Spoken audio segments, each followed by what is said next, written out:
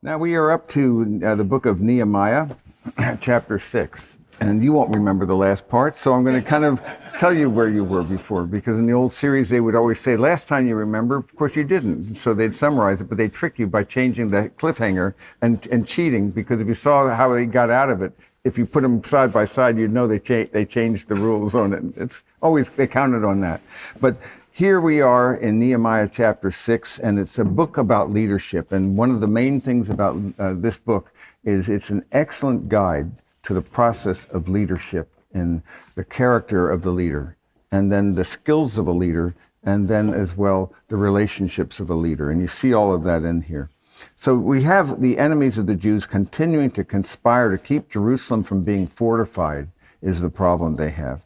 And so it's a context of spiritual warfare, and they're trying to deceive him into leaving the work to meet with him so they can do him harm. All kinds of nefarious plots that are involved. And Nehemiah is a man who has to withstand this kind of temptation and really pursue the purposes of God. Just to give you again a feel for where we are, because it's sometimes helpful to remember where we are. If we look at the first part of Nehemiah, it's about the reconstruction of the wall. But then we have the second part is the restoration of the people. And so there's two different, it's really two books in one in a very real way. Just to remind you where we are historically. You're dealing with the restoration under Zerubbabel. He's the one who cleaned up the rubble. So that's how this worked. And so we used to do that with Walk Through the Bible. I still remember that, all these silly little things. But the return took place, and then there was, just as there were three deportations, so there were three returns. There was a gap there between, that's where Esther fits in this 58-year gap between Ezra 6 and Ezra 7. And then there's a second Reformation, this one under Ezra. And he's here, they're restoring the temple, the second one, the people, and the third, after a 13-year gap, is the walls. So that's where Nehemiah fits in, just to get you the feel for these three reconstructions, as it were. There's a restoration, a reformation, and a reconstruction. We called him Malachi, the first Italian prophet. So you had these three returns, just to contextualize the history of it. And what you see on this whole matter of warfare is advance and then retreat, advance and setback. The pattern is clear. We've seen already in chapters 4, and I would invite you, if you haven't seen them, to go look at the YouTube channel, the Reflections Ministries YouTube channel, which has then all these videos. And I would particularly invite you to take a look at chapter 4 of Nehemiah, because there we were really zooming in on this whole matter of warfare and expecting opposition, and how do we handle opposition? What's our perspective? And there's some brilliant things in that chapter that really teach us what that looks like. So I would invite you to see that. But again, it's a whole process, because when the enemy opposes us, as he surely will, we should respond with prayer, work, vigilance, and focus on the Lord. Those are the responses he's got. Prayer, work, vigilance, and focus on the Lord. It's a combination of divine sovereignty and human responsibility. It's got both sides going on all the time.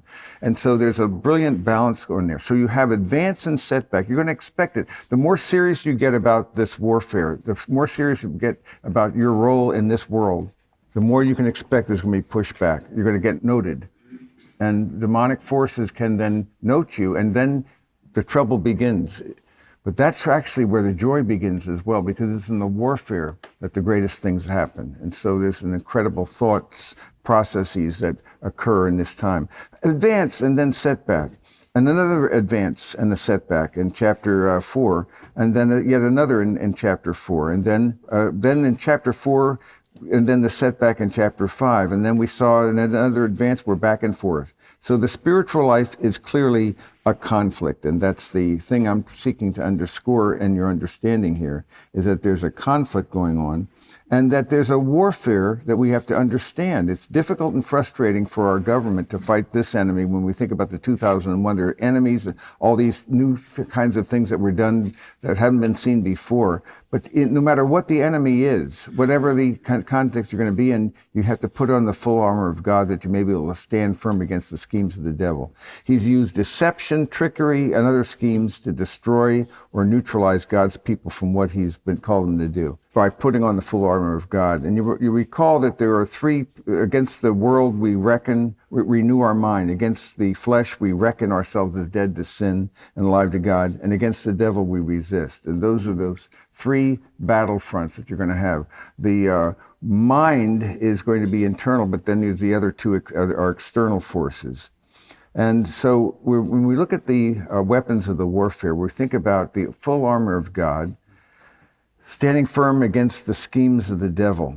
And it's a proactive thing that we have. And we see that they're prepared for battle. They're ready. And it is a conflict that they're going to be in. And you are in a conflict as well. And you pray it on daily is the idea.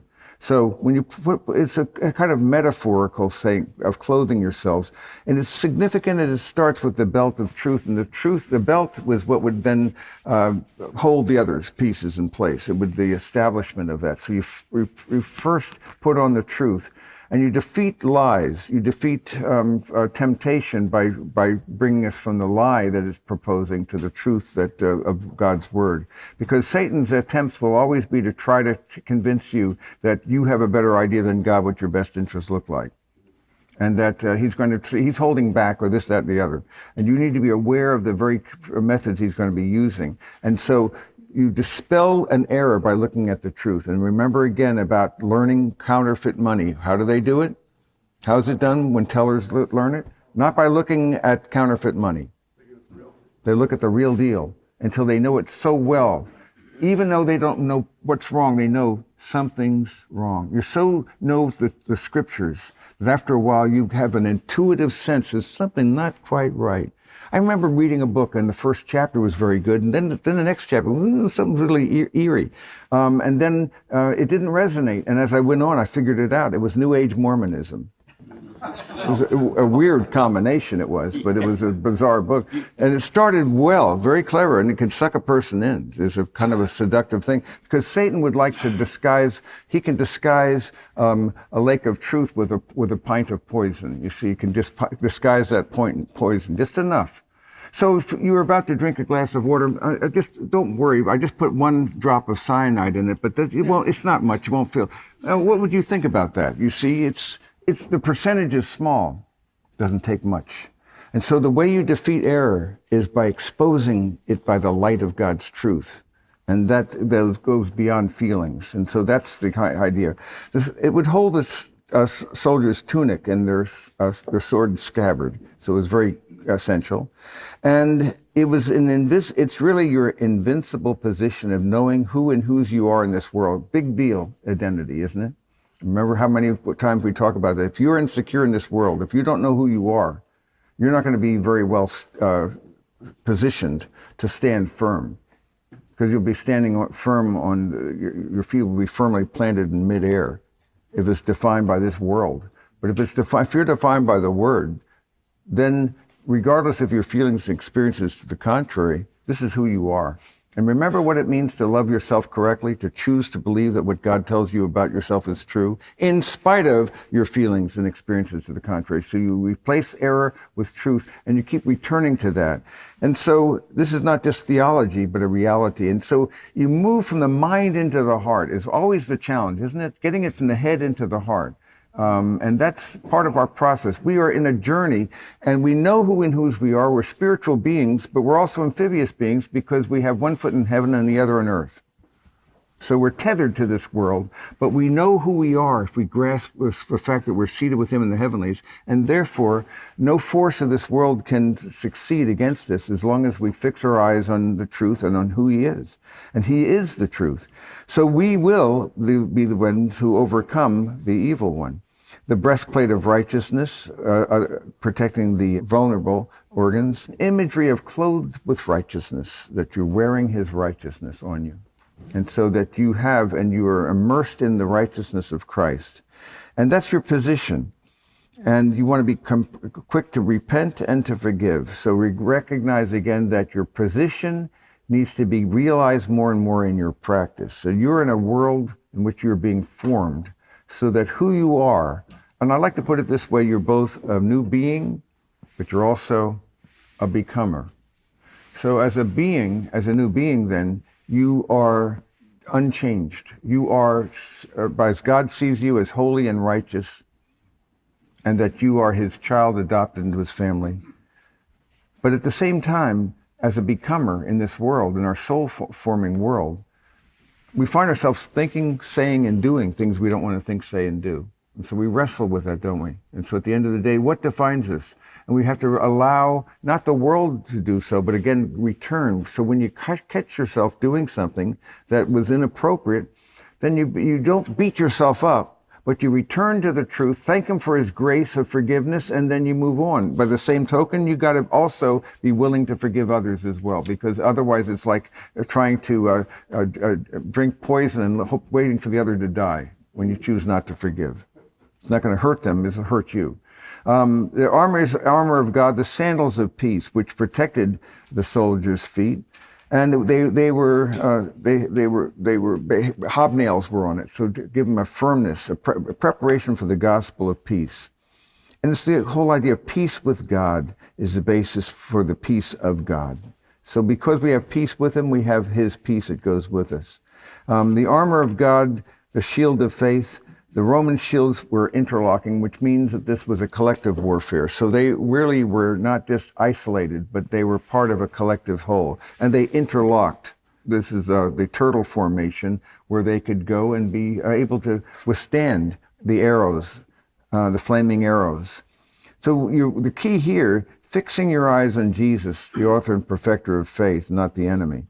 The helmet of salvation has to do especially with the way our minds are. What are you filling your mind with? Meditating on your position in Christ, monitoring your thought life, considering what are you giving your attention to, and dwelling on the good. So we've seen again whatever is true and right and honorable and pure and lovely of good repute. If there's anything excellent and worthy of praise, what are you supposed to do? But instead what we do is dwell on the perfect opposite of those things, which is called the news. It's the perfect, take those things, put them on their head, and you got the news.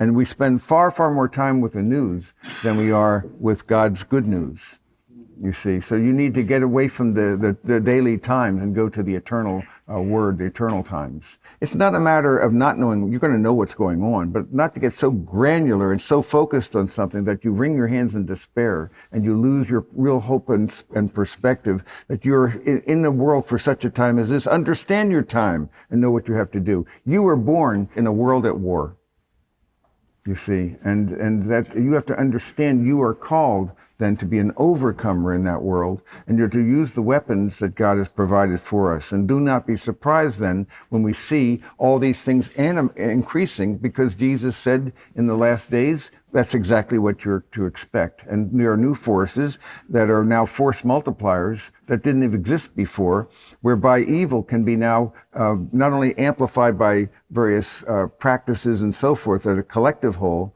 but now amplified by opportunity that's unspoken, that never could even imagine that are available for people. And it's just going up more and more, and it's more and more powerful. New technologies make it more seductive, and people are losing their identity, and they're lonely. And loneliness, despair, alienation, isolation, and suicide are major things that are growing because people are not embedded in real world relationships. It's becoming more digital and less connected, and many other forces. So what you do is you protect your mind and ask yourself, what's my word to world ratio? What's the degree to which I am focusing on the world and its systems versus God's world, the beauty of his world and the beauty of his word, you see? So meditating on those things can be a powerful thing. The armor of God. Now this is, of course, now the first of the offensive weapons. All the others were defensive. But now we have the sword of the Spirit, double-edged. And so we gain facility in handling the word. The more you know the word, the more it becomes a part of you, just like a sword became an extension of the person's being. With a samurai, for example, it was not a separate thing. It was part of their body.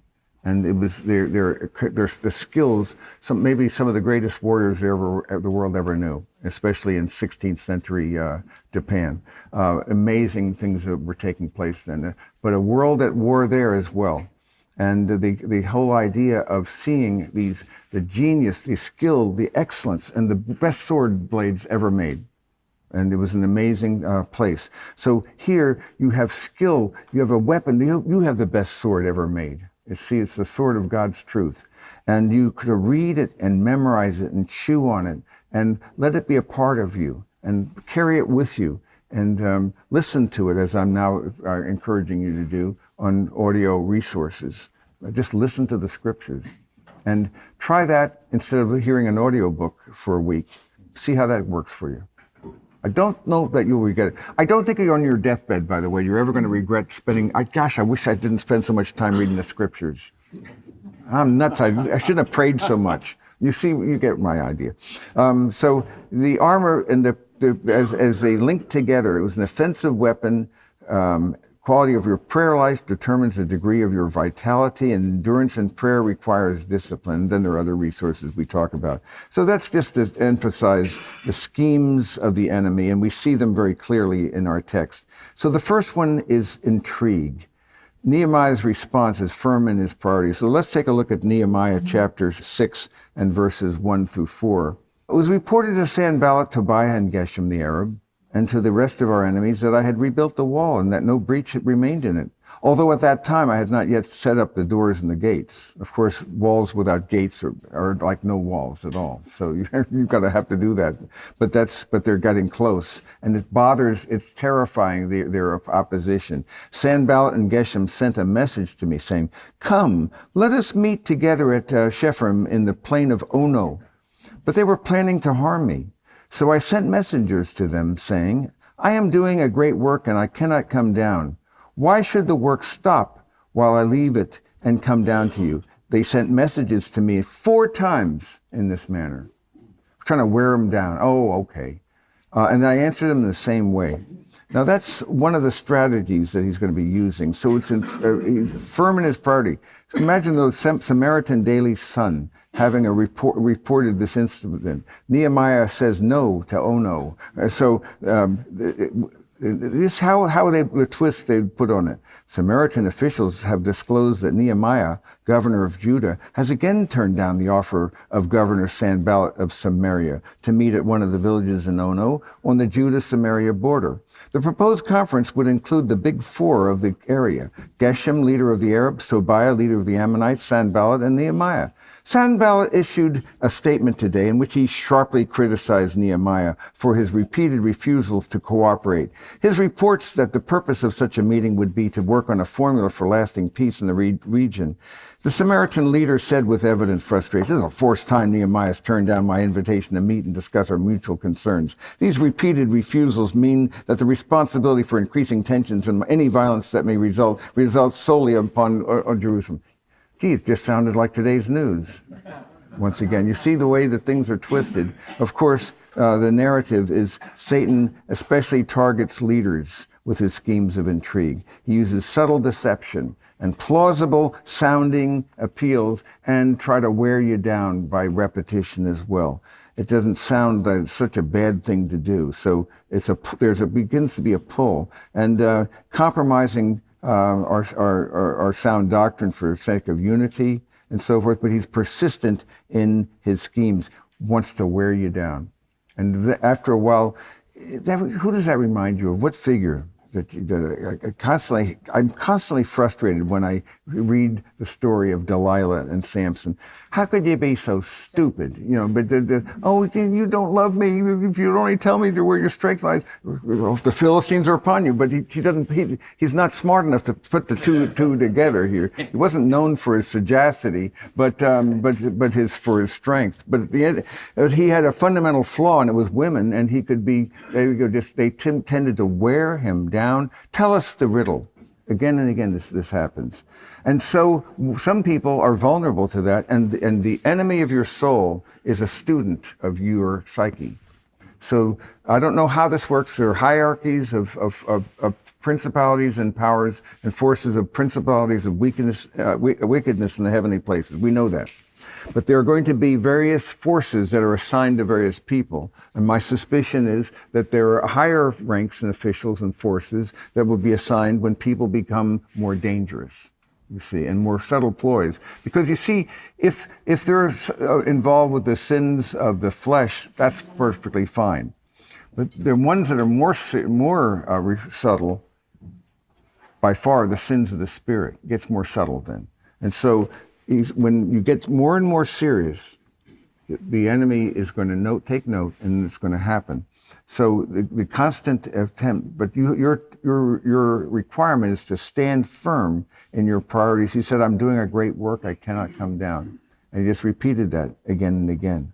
And so the second approach then would be, instead of this first approach, the first one was by intrigue, and he was firm in his priorities.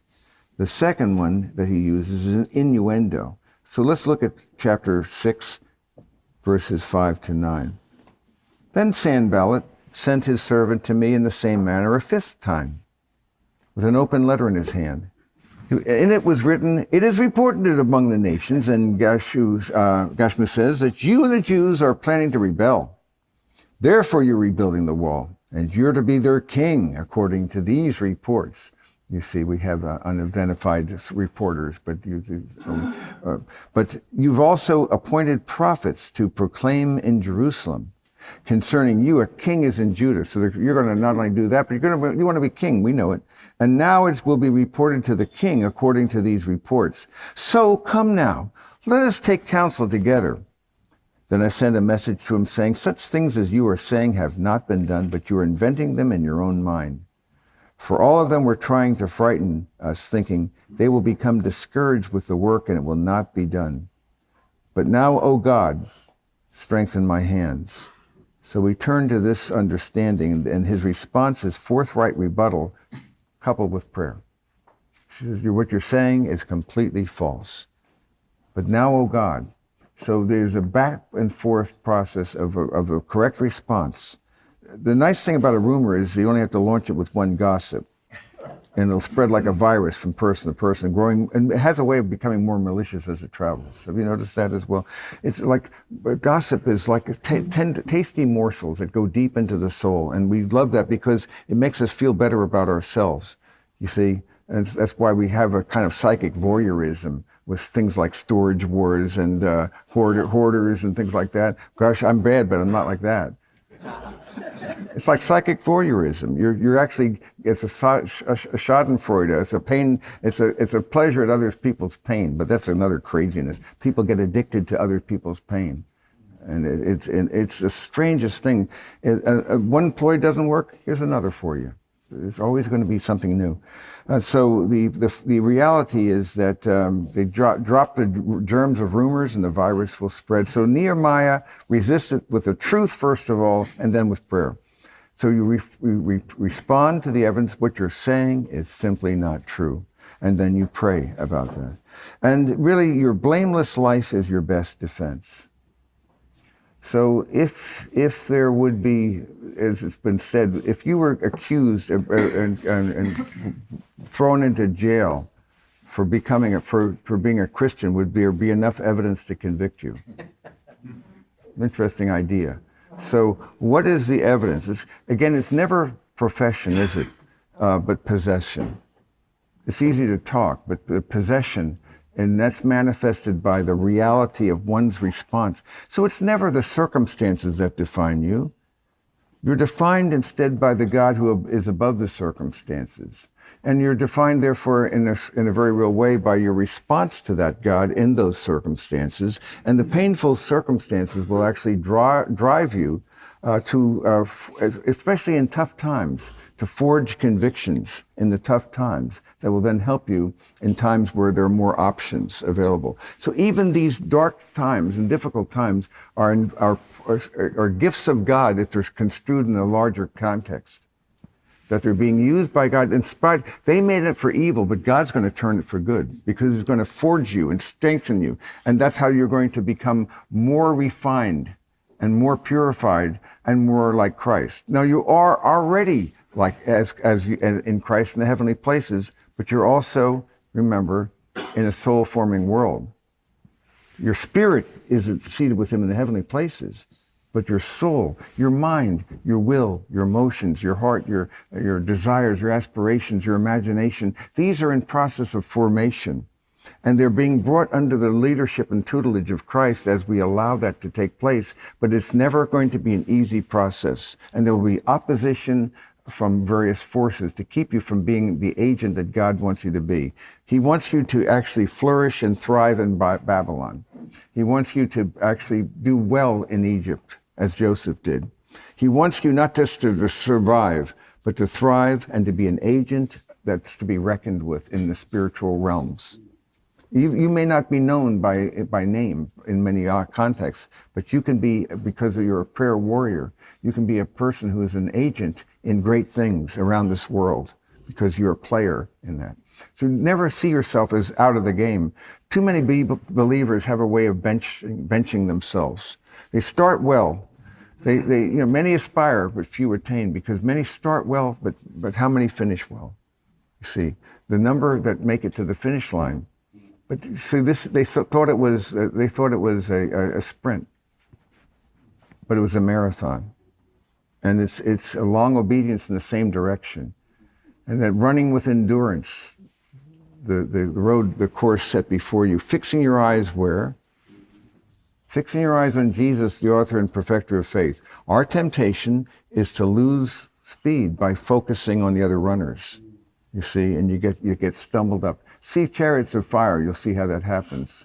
It's a very brilliant film. And I love teaching that film, as you know, because it's the difference between being called and being driven. And most men accomplish their greatest works out of drivenness, not out of calling. And so you have to ask yourself, what animates, what energizes, what inspires, what empowers your imagination of what the good life is. What is the good life for you? Is it a life of relative peace and prosperity and comfort? Or is it a life where it's going to make a difference, an eternal impact on the lives of the people God has sovereignly embedded in your arenas of influence? So you realize all of you are supposed to be players. And when you see the tragedy of a person who benches himself halfway through the game, and he just watches the game from the sidelines, he's not on the field anymore. There's some tragic waste, the sin of unused potential, you see.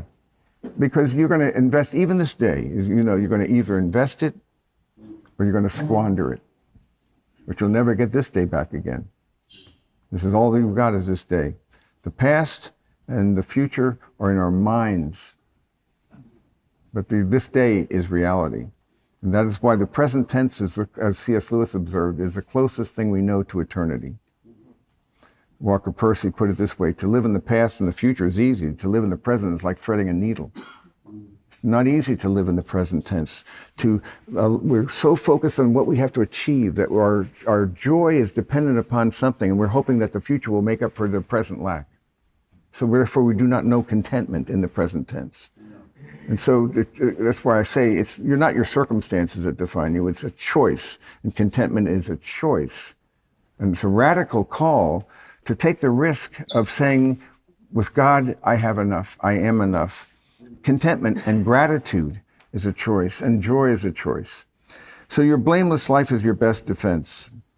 There are some instances when distinct public charges are made against someone, and you have to decline all investigation in such a case, maybe in those cases to be pleading guilty. And I think it's a matter of discernment. You have to discern each case as how you need to approach it. Leaders must pray for God's wisdom as to whether to remain silent or to reply to false accusations. I forgot to mention, this is good content by a guy named Stephen Cole, who did this a number of years ago, a DTS grad. And I found this on Bible.org. And so I said, he's doing it better than I would do it.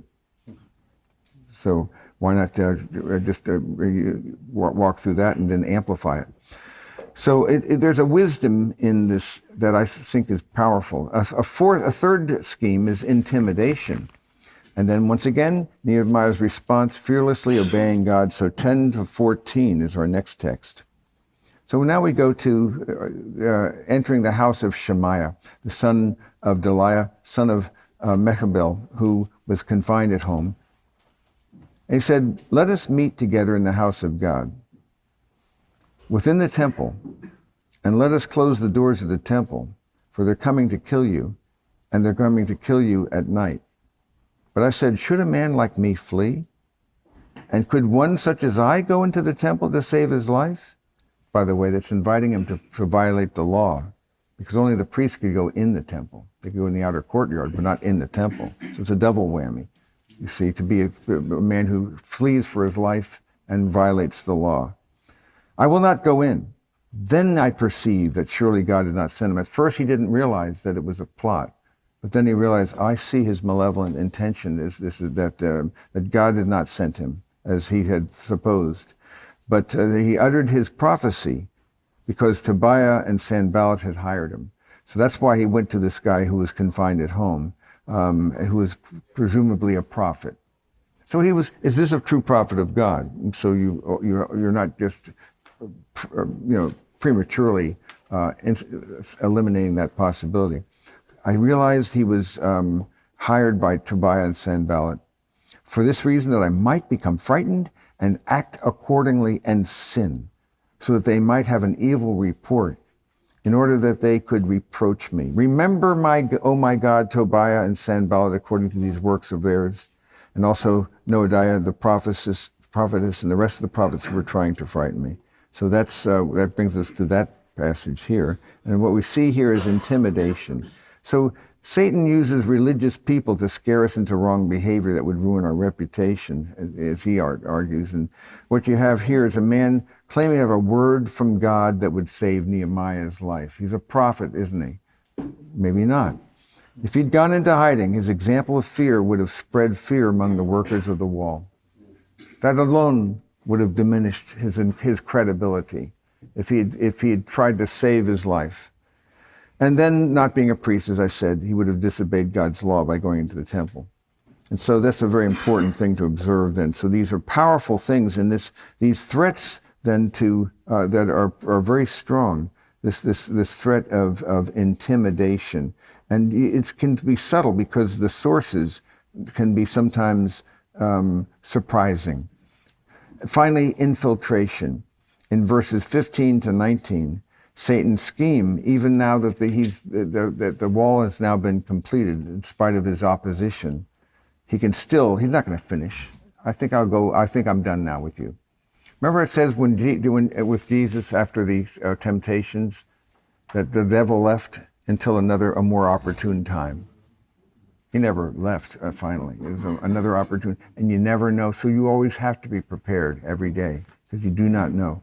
So infiltration, verses 15 to 19. So the wall was completed on the 25th of the month Elul in 52 days, and that was an incredible achievement for them to do. And it was so evident, that even the enemies had to acknowledge this was the hand of God. All the nations surrounding us saw it. They lost their confidence, for they recognized this work had been accomplished with the help of our God. Also in those days, many letters went from the nobles of Judah to Tobiah, and Tobiah's letters came to them. For many in Judah were bound by oath to him, because he was the son-in-law of Shechaniah the son of Ara, and his son Jehohanan had married the daughter of Meshullam, the son of Berechiah. Moreover, they were speaking about his good deeds in my presence, and reported my words to him. Then Tobiah sent letters to frighten me. So what are we doing here? Even when the enemy loses, he's going to constantly, he's not going to give up. He's going to continue to seek to overcome and infiltrate the ranks. Nehemiah should work as hard as if the success depended on him. And all the time, he should lean totally upon the Lord, remembering that unless the Lord builds the house and guards it, we labor in vain. That's how you work. Work as if the work depended on you. But at the same time, realize, unless God builds the house, You're wasting your time. Therefore, ora et labora, as the monastics put it. What does that mean? It's used, especially the Cistercian monasteries, sometimes called Trappists. Ora et labora. It means work, pray and work. Ora, that's why oration, oratory, oratorio relates to the word to pray. And labor, you get the obvious labor. So ora et labora. And I love that motif because you see the two go hand in hand.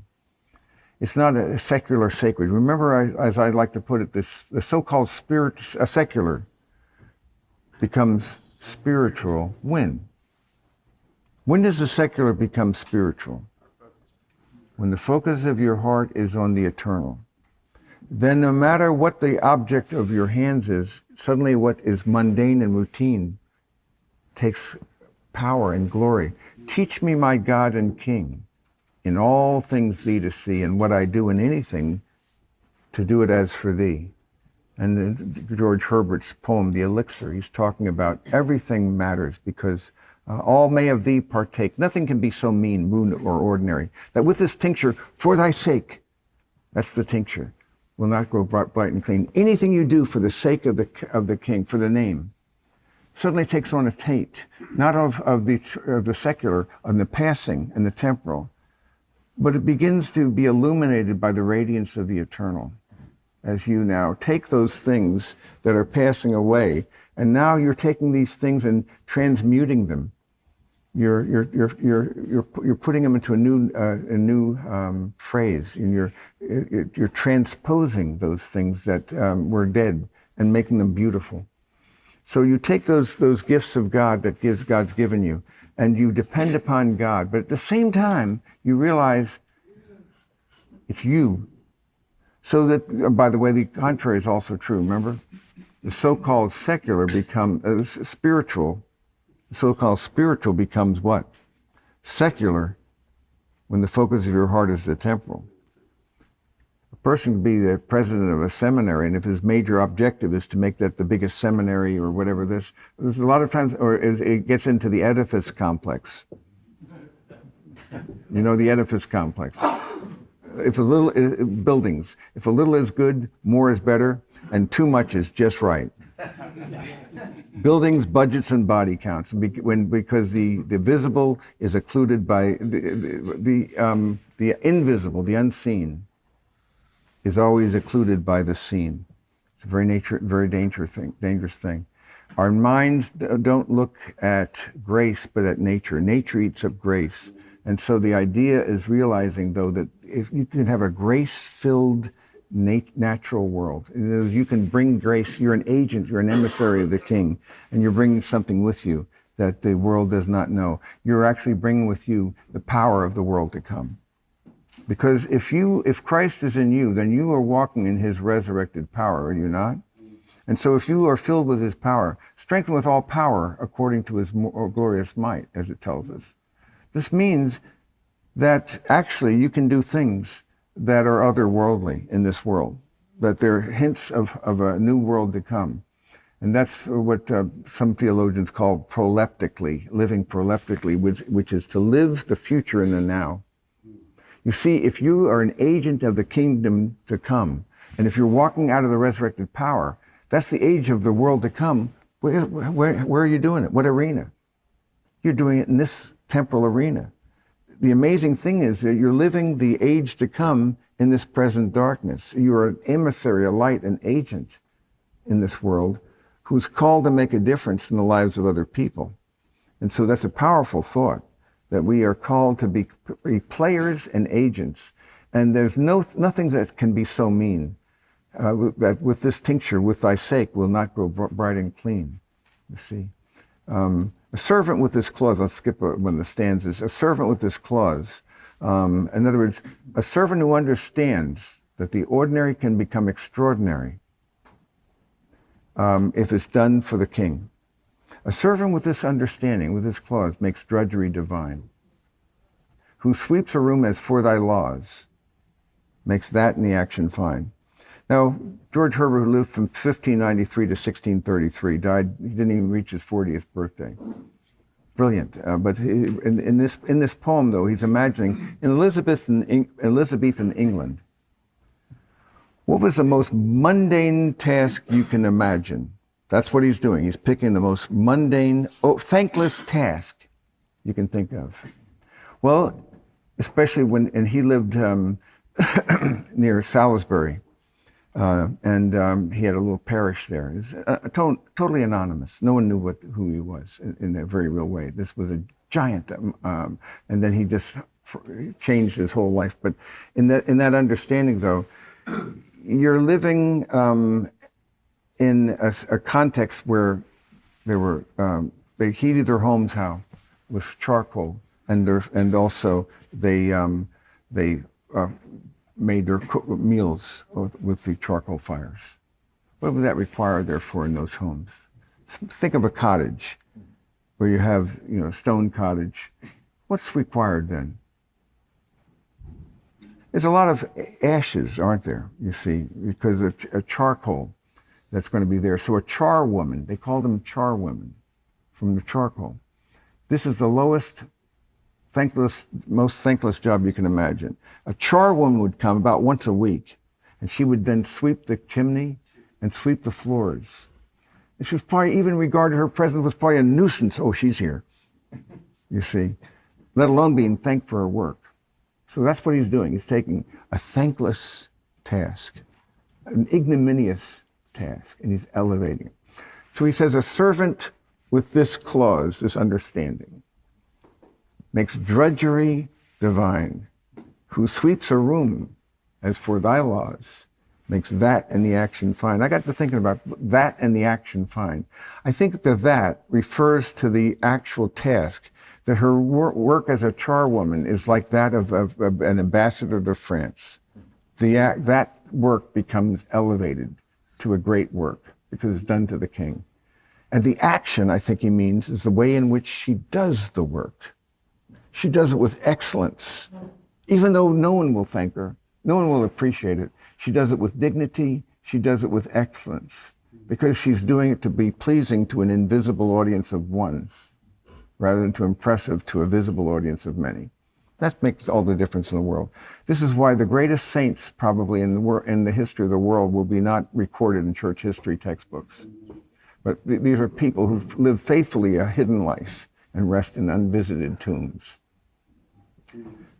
So you realize, God knows, though, they're famous before God. You see, they have fame with God. And so what do you seek? And who are you seeking to please? Who is Jesus to you? And do you love him more than these? He keeps going back to those fundamental questions, doesn't it? So Satan lost the battle, but he didn't give up. He infiltrated the ranks, and don't expect perfection in your work as well. Another matter that he brings our attention to. Trust God to use you to advance his cause. Don't fall into a trap of perfectionism. You know what's going to happen. Things are going to break down again, and there'll be new challenges and new things. You're never going to arrive in this world. We no sooner arrive at our goal than another problem erupts. And he uses those things to keep us looking to him rather than kicking back and trusting our work. You see, I think he actually uses times of adversity to strengthen us and to train us and to teach us. And so if we receive all things as from him, then God redeems what he allows, because what is coming to you is filtered through the grace-filled purposes of a God who cares for you. And that's a very important thought, that he allows things and he prevents things, and God only knows. You've been protected from many things you'll never know about until in this life. A lot of things. You've had more near-death experiences than you know. I promise you that. And a lot of other things that you don't know, but the grace of God, he delivered you. But there are also many challenges that you're going to face, because if he stopped that, you would stop learning warfare. He would stop growing. So yesterday's faith, as I like to put it, is today's fight, is today's sight. What took faith and risk yesterday, now you've learned that, and now that's something that, I think I got that one. That's why he bumps up the ante of risk and increases and heats up the fire, because he doesn't want you to become complacent and slack, but to keep you laboring and to keep you dependent and keep you trusting in him. So God, it is through the lens of sorrow then and suffering. Now, how many times have I told you this? We learn far more from our setbacks, our sorrows, and our sufferings than ever we do through our successes. We don't like to say that, but it's true. You know, I don't want that to be the case. But you see, you're not home yet. You're in a gym. You're not in the living room. And he's working you over. But you see, he redeems what he allows. And this other phrase that I like so much is the idea, it's my shortest of my little pensées, it's 3 words. Renovation requires wreckage. You see, you got to blast before you build. And so you have to realize that we are in that state. We're not going to see the outcome in this life. But I promise you, your impact in this world is going to be more profound perhaps than you know if you're fixing your eyes on Jesus and clinging to him in spite of the pains of life. And that you have a fierce joy, a sense of intense hope, a radiant peace that transcends circumstances and requires an explanation. And I think those are some of the things that I wanted to share with you today.